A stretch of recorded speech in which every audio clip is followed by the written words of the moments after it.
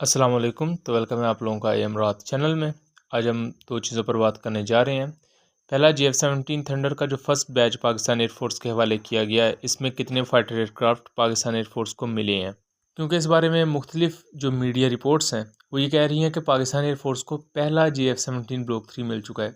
हालांकि ऐसा नहीं हो सकता कि अगर इंडक्शन हो तो इसमें सिर्फ एक JF-17 ही या कोई एक जहाज़ ही किसी भी एयरफोर्स को दिया जाए। सो इस पर कुछ न्यू रिपोर्ट्स आई हैं जिसमें चीज़ें काफ़ी क्लियर होती हैं। दूसरा हम बात करें तो SU-35 हम जानते हैं कि ईरान लेने जा रहा है रशिया से।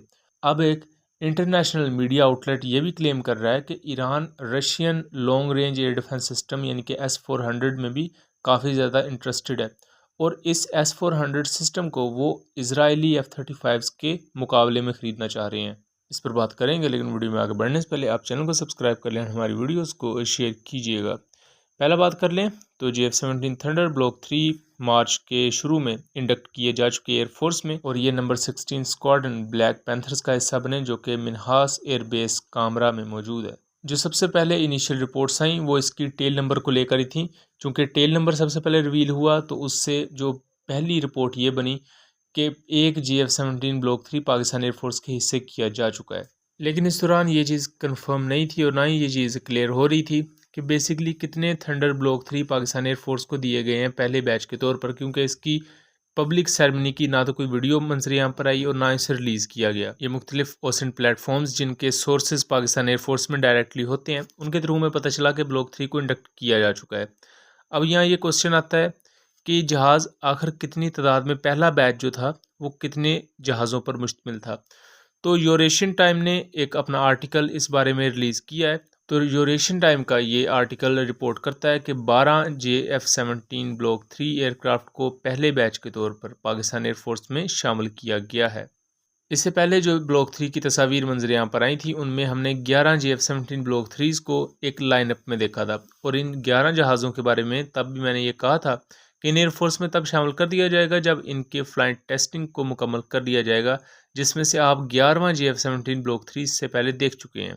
सो यहाँ हम इस चीज़ को कंक्लूड कर सकते हैं कि 12 JF-17 ब्लॉक 3 पाकिस्तान एयरफोर्स का हिस्सा बन चुके हैं एंड हमारा जो बाकी ऑर्डर है यानी कि 50 JF-17 ब्लॉक 3 हमने लेने हैं। उसके बाद जो हमारे प्रीवियस 134 से 138 के दरमियान JF-17 मौजूद है हमारी एयरफोर्स में, बाकी उनको भी वक्त के साथ साथ ब्लॉक 3 स्टैंडर्ड पर ही अपग्रेड किया जाएगा।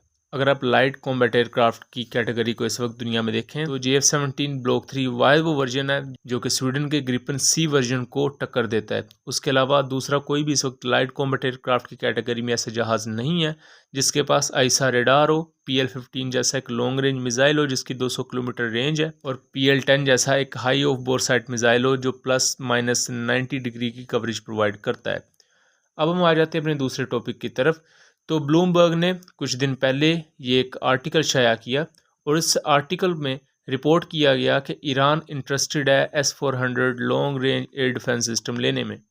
S-400 बेसिकली एक long range surface to air missile system है। इसमें मुख्तलिफ तरह के मिसाइल्स को ऑपरेट किया जाता है जिनकी रेंज 80 किलोमीटर से लेकर आगे 400 किलोमीटर या पौने 400 किलोमीटर तक बताई जाती है। S-400 में आपको 100 किलोमीटर वाले मिसाइल्स, 250 किलोमीटर वाले मिसाइल्स, 360 एंड इवन 400 किलोमीटर वाले मिसाइल्स भी एम्प्लॉयड नज़र आएंगे। S-400 बेसिकली रशिया का इस वक्त सबसे प्राइम एयर डिफेंस सिस्टम है, लेकिन यूक्रेन रशिया वॉर की बात की जाए तो ये कोई वैसी खास कामयाबियां हासिल नहीं कर पाया जैसी से एक्सपेक्टेड थी। यूक्रेनियन हाईमार्स सिस्टम, जिन्हें हम मल्टीपल लॉन्च रॉकेट सिस्टम्स भी कहते हैं, उन्होंने ब्लैक सी के नज़दीक एक एयरबेस को निशाना बनाया था जहां रशियन SU-30 और SU-25 एयरक्राफ्ट मौजूद थे और इसी एयरबेस पर S-400 सिस्टम भी मौजूद था, लेकिन S-400 सिस्टम इसे रोक नहीं पाया था। ये इंसिडेंट हुआ था आई थिंक अक्टूबर से अगस्त के दरमियान 2022 में। उसके अलावा S-400 की बैटरीज भी हमें डिस्ट्रॉयड देखने को मिली हैं यूक्रेन रशिया वॉर में और इस पर मैं वीडियोस भी बना चुका हूँ।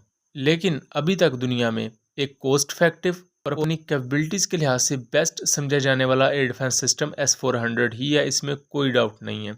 सो यहाँ एक चीज़ क्लियर होती है कि ईरान मुस्तकबिल में रशिया के साथ अपनी पार्टनरशिप को बढ़ाना चाहता है और ईरान उसके साथ साथ ये भी चाहता है कि ट्रांसफ़र ऑफ टेक्नोलॉजी के तहत ना सिर्फ एयर सिस्टम्स लिए जाएँ बल्कि आर्म्ड फोर्सेस और नेवी से रिलेटेड चीज़ें भी ली जाएँ रशिया से। SU-35 ईरान ज़रूर ले रहा है रशिया से, और उसके बारे में कहा जा रहा है कि मार्च से अप्रैल तक वो ईरान को डिलीवर कर दिए जाएंगे। लेकिन इसराइल के पास जो F-35 और F-16 एंड F-15 जिस किस्म के मौजूद हैं और उनमें जिस किस्म की अपग्रेडेशंस की गई हैं, वो उन्हें बहुत ही ज़्यादा लीथल बना देती हैं, और SU-35 को बहुत बड़ा गेम चेंजर नहीं होगा। जबकि S-400 की वजह से आपका S-300 उसकी कैपेबिलिटीज़ में भी एक हद तक इजाफा होगा, और S-400 और SU-35 के पेयर को अगर ईरान अच्छे तरीके से यूज़ करेगा तो वो आने वाले वक्त में इजरायली F-35 को कड़ी टक्कर दे सकते हैं।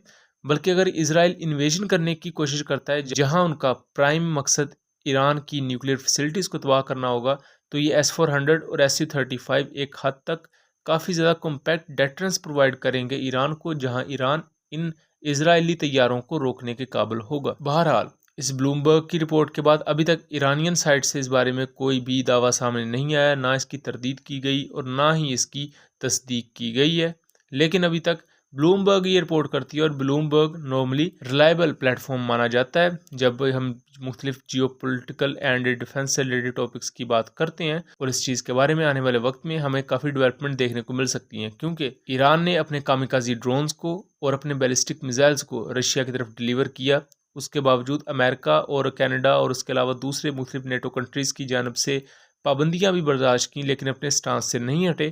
अब ज़ाहिर बात है, अब रशिया इस चीज़ को भी इंश्योर करेगा कि वो ईरान के डिफेंस को मजबूत करने के लिए उन्हें अपनी तरफ से जो भी पॉसिबल हो सकता है वो दें, और इससे ज़ाहिर बात है रशियन डिफेंस इंडस्ट्री को एक संभाला भी मिलेगा। तो आपका इसके बारे में क्या ख्याल है? अपनी आरा से ज़रूर आगाह कीजिएगा। मिलेंगे अगली वीडियो में, तब तक के लिए अल्लाह हाफिज़।